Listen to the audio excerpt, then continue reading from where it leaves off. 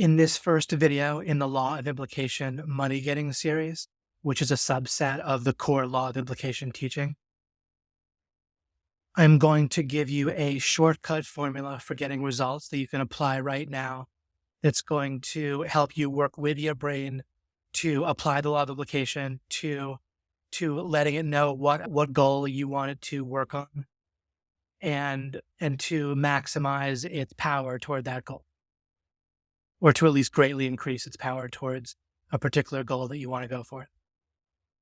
Left to its own devices, your brain is going to tend to have a very vague idea, if any, of the goals that you really want. And it's going to be quite scattered in the power that it and the directionality that it focuses on towards that goal. If you hypnotize someone, this is quite interesting. They can lift much more weight because under normal circumstances, your muscles actually work against each other. If you were to go down to the fiber level of your muscles, then a lot of them work in one direction, but a bunch of them in the very same muscle work against the direction that you're trying to go. And under hypnosis, that it can be much more focused in one direction. That's a nice analogy, and analogies are fine if you've heard some other teaching about analogies, if someone is using them to explain a different concept, as long as the person understands the concept that's explaining. This vector representation of arrows pointing in different directions is representative of your power and focus regarding achieving a particular goal. And it is representative on a few different levels. It represents your mind itself, which can, according to a goal, let's say you want to make more money, or you want to make a startup business work, or you want to get a raise, or even that you want to enjoy your work more or have more success with yours, or have your bosses like you more, or if you want to create a new product of your own and you want it to be particularly effective and unique and so forth. Or one more example is you could be trying to create a sales letter or sales process for a product, including for yourself if you're applying or looking, maybe you have a job and you're would like to have an even better one. So this applies to your mind itself in terms of it can have beliefs and ways of operating and other goals that could interfere with the particular goal that you're supposedly going for. For example, it could have issues with wanting to like itself, like your brain might want to feel like it's smart and correct. And that could interfere with the achievement of your goals. That could make it more afraid of being rejected and so forth. It could have a number stuck in it that of the amount of money that it believes that you can and should make. And it can actually sabotage your efforts subconsciously to exceed that number. That number is generally going to be about the same as the people when you were growing up, about the average of what they made growing up in many cases. It's going to maybe have goals for you to be liked, which can at times conflict or be distracting from the goal of making money. None of these goals necessarily have to conflict, but if you have your mind focused on one particular goal in a very congruent way, then these other goals like feeling smart or being liked or hitting a particular number of income but not going higher because you're scared of that subconsciously and so forth, you don't have to worry about them as much. They'll naturally line up with your main goal or be treated as unimportant, which is good. It'll also be easier if you can get a goal properly installed in your brain, then you'll be less easily distracted and tempted to do other things and so forth. On another level, these vectors represent your immediate environment, and they can also represent your kind of total external environment. So in your immediate environment are the people that you perceive to be right around you, and the things that they're doing are going to affect your brain and your motivation and what you think that you should be doing. Just having someone nearby doing something else or working on something, or if someone that doesn't respect you very much is going to affect your achievement of a goal. So there's all these different vectors. Again, some can be unimportant but feel important. If your goal is not clear, if you make your goal clear, then things that aren't important can drop away, become less important. And you can also spot things that are very important and try to and focus on those things. if you're in a romantic relationship or in a business and you want to impress your boss, there's certain things that are going to be important to your boss. And if you don't look for those things, you might just ignore them and do what you think is important rather than what your boss thinks is important. And then these vectors also have to do with your total environment. If there's problems, again, and let's say you have a problem in your personal relationship, and then you're trying to work, but then let's say you're trying to be creative or you're trying to focus your mind, and your mind starts wandering over to a problem that you're trying to solve in some other part of your life, then clearly that's a vector going in the wrong direction that could be productive.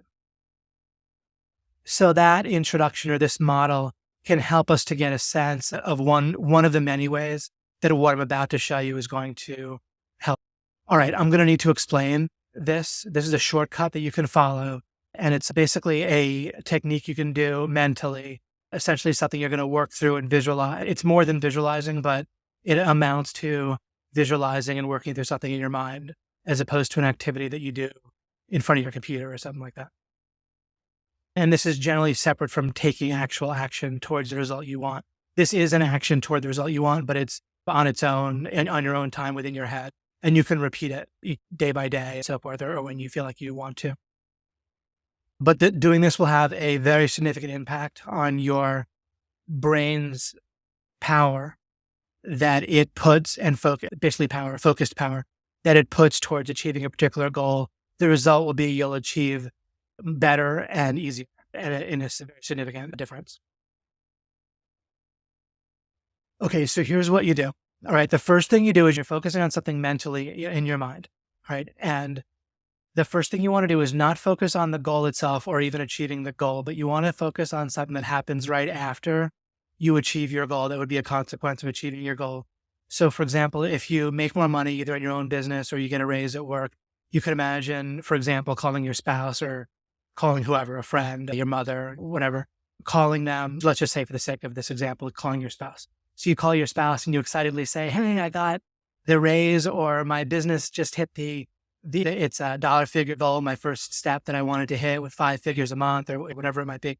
And you're telling them then you want to continue and not just picture that, but flesh that scenario out a little bit. Imagine your spouse like replying to it and say, wow, what was the final thing that did it for you?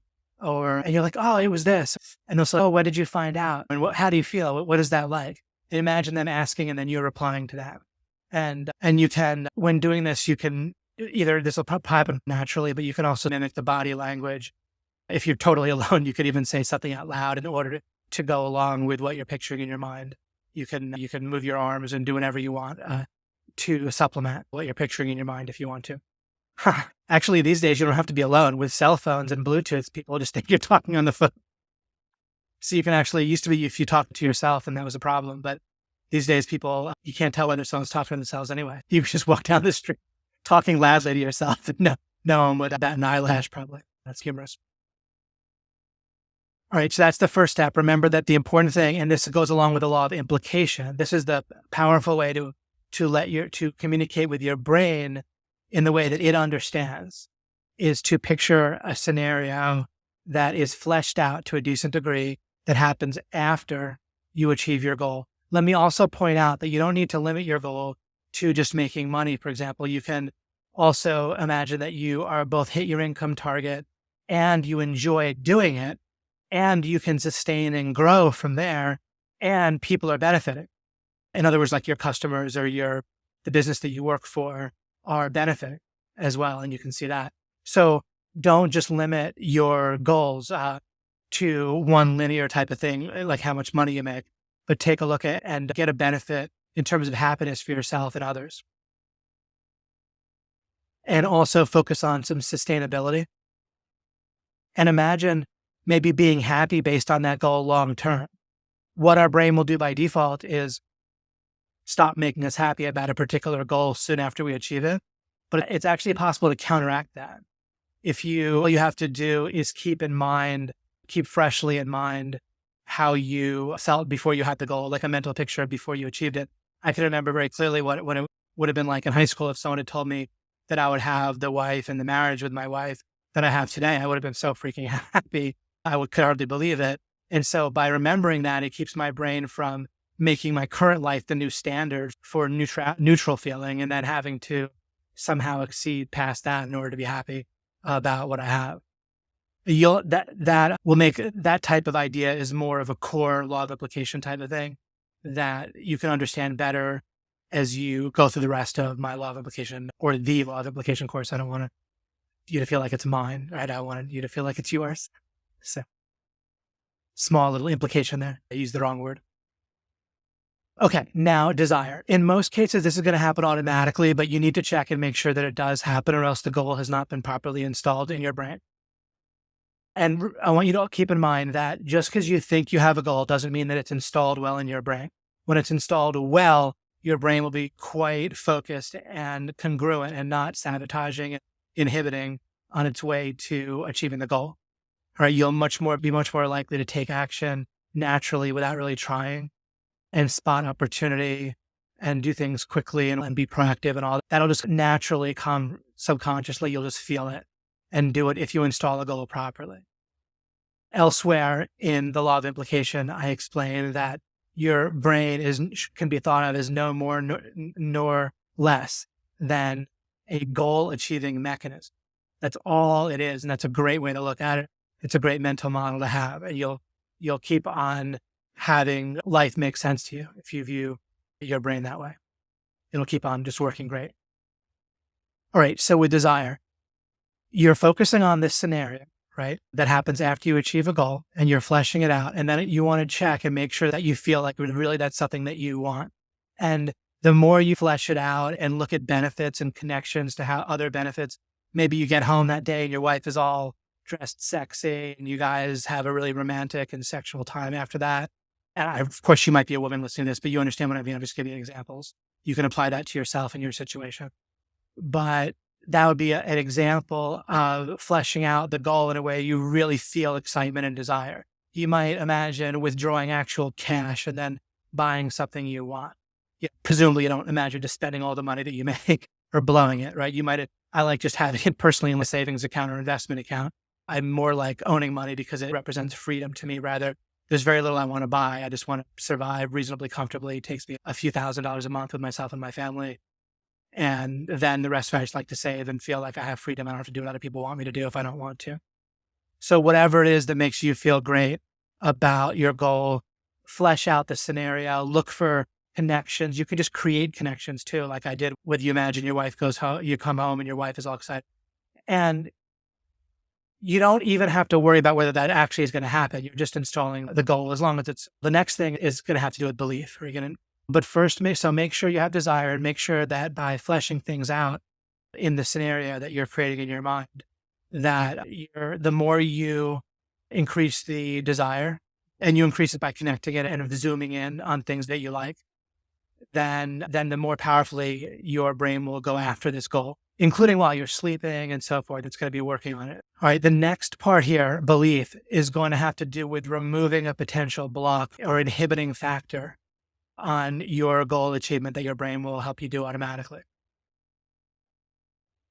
You need to get to the point where you believe that it's possible that this goal can be achieved. You don't have one thing to do that'll help. There's a number of things to do that'll help with this if you have trouble with it.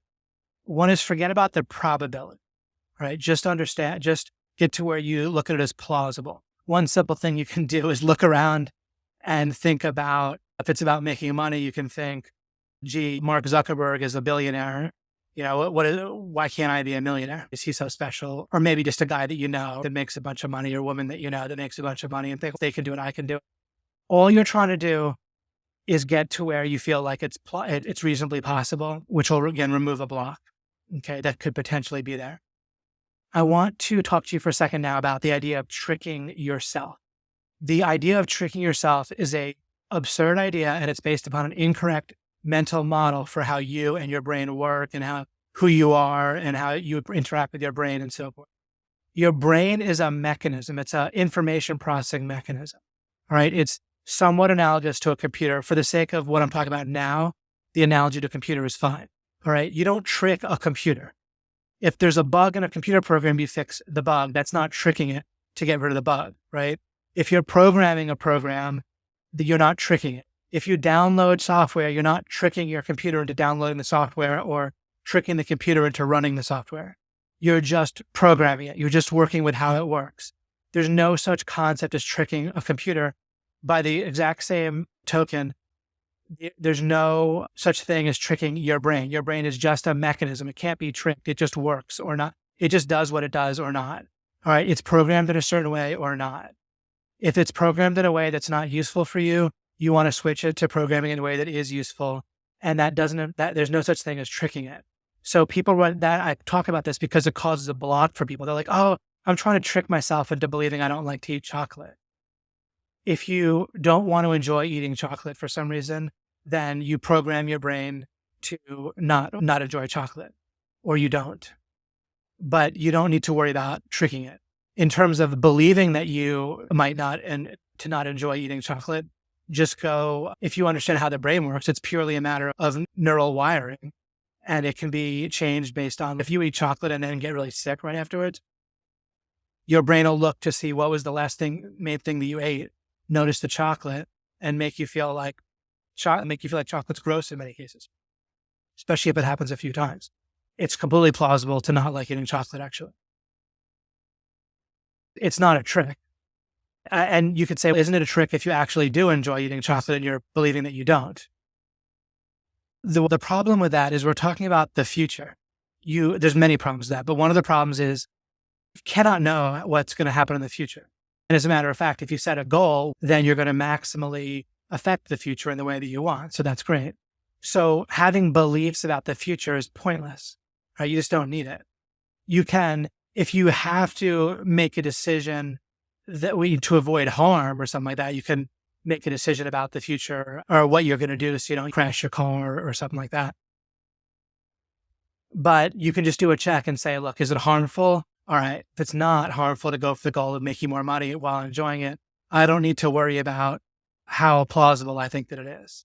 Right. So you can just think about things like that and work out for yourself ways to stop with your brain just deciding that it already knows the future somehow because you didn't get the result in the past. Then maybe you can't get the result in the future. Another thing your brain's trying to protect you from is from making goals where you feel disappointed, right? Or get rejected or something like that. But that all comes, this is why the whole course is so important for you to go through, because that all comes again from a ridiculous model of how the brain works. It's a very common model, but a ridiculous model. The idea of liking your brain, or as your brain would put it, liking yourself, right, is a silly concept. You don't have to worry about liking yourself or not. What you should understand is that your brain and your mind have some correct ideas and some incorrect ideas, some ways of operating that are good, some that aren't so useful, and some that are useful, but they also need to be guided. So forget about liking that or not. There's some good stuff and there's some bad stuff in your mind and brain. It has its skills. It has its limitations. There could be skills you'll have next year you don't have now. Doesn't matter what you think of yourself. So you don't need to be afraid of getting bad feedback about your brain's ideas, right? If you get feedback, if you get a rejection or something like that, so you can improve and just continue to work through. I can't necessarily hit on every objection that you might run into right here, but as you go through the whole law of implication course, it can help you more and more to think through this. If there's some goal that you are going for that you're having trouble believing, then you'll probably hit upon the solution. And you can ask, as I'll come to in a minute, you can ask positive questions. How can that this is plausible for me to achieve? And start looking around in the environment and around you and at other people and whatever you want to do, whatever can, or just think about times in your past when you thought you couldn't do something and then you achieved it. Gosh, you just caught your brain red-handed thinking that you couldn't do something and then you could. So if your brain's wrong sometimes, why should you put much credence in the beliefs that it has about this goal? Okay, that is the whole, you can repeat it if you want each day or once in a while when you think of it, or if you notice that you feel like you're getting distracted or you don't seem to be going for the goal that you think you want very strongly, then this isn't going to be the only factor. It doesn't mean you'll achieve every result just because of this one shortcut. It is a shortcut that I'm giving you that you can use in the absence of a whole lot else of understanding about the law of implication. The true way to get incredible results in life and get everything you want is the whole law of implication and applying it in pervasively throughout your life, both thinking and action and communication. But again, this is a great shortcut for you. Before we end the video, though, I'm going to go over to one more slide that's going to give you some more instructions. And this is separate from the mental exercise that I gave for you here. All right, I'm going to give you 2 things to do. One thing to both do and not do, as I'll point out. And then 2 things to watch out for. So specifically what you want to do as you're going about achieving a goal, then you want to be consistently asking positive questions. If you notice yourself either making positive statements like, I can do this, or if you notice negative statements about the future, or if you notice negative questions like, why does this always happen to me? Or why can't I learn this? Or blaming other people. Why does people have to make such a darn hard instruction manual? Or why can't they teach this better? Why can't David organize things better? All that. When you notice anything other than a positive question, then reframe it to a positive question is something like, how do I get this website ranked number 1 on Google? Or how can I create a product that'll really help people? And now I'm giving kind of general questions as you're trying to create that product, or how can I get a raise? As you're trying to do that, smaller issues will come up, right? Like, instead of saying, oh gosh, I can never get an interview, have a discussion with my boss without someone else there. Instead of making a statement like that, reframe it to a positive question, like, how can I get an audience with my boss where there's not someone else there, right? And so the red flag is whenever you notice yourself making something other than a positive question. But there's one other thing that you can and should do, which is to acknowledge reality. Now, acknowledge reality is very different than a negative statement. A negative statement carries an implication that the future will remain negative. Acknowledging reality just says, okay, I haven't yet been able to get an audience with my boss where we're both alone. Or I haven't yet figured out how to create a unique product that can really help people. Or I don't yet understand how to rank number 1 for my website on Google. Right? That's acknowledging reality. Acknowledging reality is terrific. You want to combine the acknowledgement of reality with positive questions. And when you ask positive questions, you don't want to address them to a particular source. You can pray them, addressing them partly to God, or even fully to God, but then you're open to having a reply from any source. And I would caution you about just assuming that a reply to the question is God speaking, because that can make you a little bit too uncritical of the response. Every answer isn't necessarily a correct answer, including if the answer appears in your own brain, in your own mind. The reason why you don't want to address questions to a particular source is because it closes off the sources for answers in terms of your own brain and perception. So it implies to your brain that the only place to get the answer is from one source. So if you have a question and you feel like you have to ask me that question exclusively, then you won't be looking for the answer to the question yourself and you'll be closed off to that.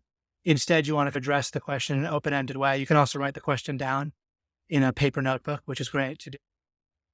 But again, not to a particular source. You're asking yourself, asking the world, open to answers from various places. You can ask an expert. For example, if you're asking me about something like the law of implication, you can be asking me, but don't have it be that you're giving up the responsibility and the power where the only place that you think you can get the answer is from me. That's just unhelpfully limiting. And notice the implication there, right? If you ask a question to a source, it implies that the answer can only come from that source and it closes off everything else. That's one of those huge number of examples of how the law of implication works.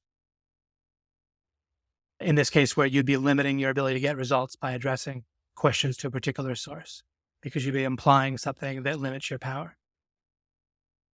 Okay, acknowledge reality. And as you practice acknowledging reality, you can notice the difference between this and making negative statements about what the future might hold. And you don't want to make negative statements that imply anything about what's going to happen in the future. Really, the implication of acknowledging reality is that the future will be different, because the whole point of acknowledging reality in the right way, saying, okay, here's what's going on right now. I haven't achieved this yet. I don't yet know how to do this. That's fine. That actually implies that you will figure it out. So acknowledging reality is a very positive and useful thing. And you could figure that out by the law of implication. Okay, next, now there's 2 types of overwhelm. One type that I'm not really referring to, but I'll quickly deal with here, is the idea of having the feeling of you have to do a whole bunch of important things at once. and you feel like you just don't know where to start or that it's too much and you can't accomplish it all, there's an easy way to deal with that, and that is to pick one thing that you think is most important. If two things seem equally important, choose at random, all right, and do one thing. It's not going to help you. Sorry, you can just ask the simple question, can I do both things simultaneously? Is that more efficient? In nearly every case, the answer is no. It's more efficient to do what? You can only do one thing at a time. And so start with just one thing. Try to pick the one that's most important. If you can't choose which is most important, pick at random. And then just start doing that one thing and your feeling of overwhelm will quickly go away. There's a second type of overwhelm that I'm mainly referring to here, which is where achieving this one goal still feels overwhelmingly difficult. Or so related to that is a feeling like you're trying to learn something and it just feels so confusing. The information that you're being taught just feels confusing. Or when you try to find information on it, you feel confused. Okay, this is like an illusionary wall. This is actually very good for you if you treat it in the right way. And this will have a great impact on your power and your ability to get results in life. And therefore your quality of life is if you understand here what I'm saying, you apply it. Confusion and this sense of overwhelm from trying to achieve one goal, but having it feel really hard is great because it's a signal that your brain is about to kick into high gear and really focus in and devote a lot more of its resources, which mostly are wasted of your brain. Mostly they're just checking Facebook or doing something like that. A lot of your brain power is just off, like looking for random crappy distractions and looking around and seeing what your peers are doing to see how well you're doing and so forth. So a feeling of confusion and or a feeling of overwhelm is great as long as you embrace it. So it's walk into an illusionary brick wall, just keep walking. You'll see that it's not really there. You'll cut out the other end and you'll be much more focused and powerful. Your brain will devote more resources. You'll effortlessly, essentially like the next day, give a little bit of time. Often you could just sleep on something literally. You can come back to it the next day. First, look it over enough that you have a good overview. And then if you're able to come back the next day, if not, you can just get up, take a short walk, drink some water or whatever, and then come back to it. But embrace it. Right? So now, from now on in your entire life, you can understand whenever you feel this sense of overwhelm or confusion, that's great. My brain is kicking into high gear. I'm going to embrace this. Imagine you're a general and you keep on quitting right before the reinforcements come. You retreat before the reinforcements come. You'll lose the war, right? You'll be an incredibly ineffective general. This is how people live their lives regarding confusion and overwhelm. Because really, anytime you're trying for a significantly big result, then you're going to at some point hit a sense of confusion and overwhelm. Your brain's going to have to kick into a higher gear. It's like on a car, like a manual shift, you see it rev higher and then it goes into a higher gear. If every time a car revved higher, you slammed on the brakes, then you'd never go very fast. And so either anyone that doesn't understand this and deal with this the right way can never achieve big results, basically, because every time they try, they're going to feel confused, overwhelmed, and retreat. If that's ever been happening to you, now you can do the opposite. I bet what I just explained is good enough for you to really make a big change with that. Okay, 2 more things to watch out for, and then we're done. Okay, I could have put the word negative in here. Personal negative trends are an illusion. All right, let's say that you're in a relationship and for the last few days, you guys have been a little bit snippy with each other. What the very wrong thing to do is to start making a trend out of it in your mind and saying, oh, now we're snippy with each other. Oh, we like each other less. Oh, something's wrong with our relationship. All right. Because in all of those cases, it's not the wording exactly or not, but if you're implying, and you can look at this and be honest with yourself, if you're implying that something about the future, this amounts to a negative statement about the future, and you can't know what's in the future. Just a little short-term trend just happens sometimes. It's not even a trend, is my point. The point is, that's the reason it's in quotes. It's not a trend at all. It's just by happenstance. For a couple days in a row, someone might have gotten a little less sleep, and there might be something difficult going on. Plus, when you're a little bit snippy or short-tempered with the person around you, then it becomes easier in the short term to be short-tempered again. But now what you want to do, and you can see this as an example, you want to acknowledge reality. This is a special case of a negative statement, but it's common enough that I want you to be very aware of it on its own. And people do this in practice. People do this all the time. They hardly notice they're doing it. They just make these statements as if something that's just happened a couple times recently is a trend. Oh, we never go out. Or we don't have sex for a few days. Oh, we never have sex. Or my boss is always mean to me when he was mean just like maybe just the last couple of days, right? And if you just step back and look and say, wait, it's not a trend. It isn't that it's a trend. It just happened twice recently. Do I want to make it a trend? Of course not. Acknowledge reality. Ask positive questions about how to get out of it. Okay. So really watch out for turning these little short-term fluctuations and things. And when they turn negative, don't spiral it downward, for God's sakes. Acknowledge it, notice it, and then spiral it upward with positive questions. Okay. One last thing is ignore quote unquote competition. This is a special example or a specific example of thinking by analogy, which I've talked about elsewhere. And I'll talk about several different ways and several different times because it's so deeply how your subconscious brain works, which is your brain basically, is to work by analogy. And then people do it consciously as well because their subconscious gives them all these associations and analogies. And so it's a subset example. This competition thing is an example of incorrectly and unusefully reasoning and thinking and planning by analogy. So why is your supposed competition an analogy to you? How do you know that you're similar or of a similar category as the people that you think are your competition? And I'm not even saying maybe you're a lot better. For sure you might be. But when something's an analogy, that means it's not the same, right? So if it's not the same, why treat it like it's the same? You already know it's not the same. That's the whole issue with analogies.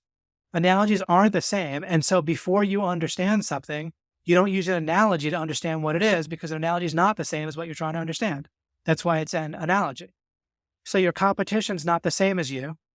You don't even know if they're going for the same thing as you. It just doesn't matter. It's not going to help. It's just going to be distracting. It's either going to intimidate you or it's going to cause you to lower your standards depending on the situation. Either you're going to feel scared to try, which is not helpful. It's on the off chance that, of course, once in a while you'll save yourself effort by not trying something. But on balance in your life, it's just wildly better to not worry about the competition and try things regardless of the supposed competition. And plus, come on, you have me. I'm kidding there, but you have the law of implication, the whole methodology of the law of implication. Are you kidding? You don't have competition.